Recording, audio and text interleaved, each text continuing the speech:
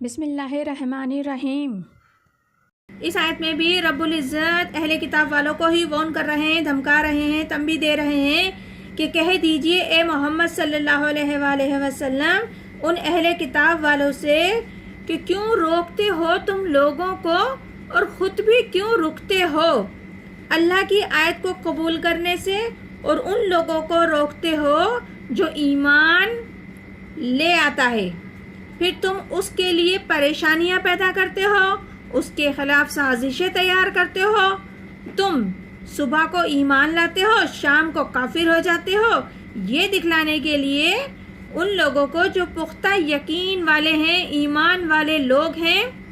ان کے دل میں وسوسے پیدا کرنے کے لیے تم ایسا کرتے ہو، کیونکہ تم چاہتے ہو کہ وہ بھی تمہاری طرح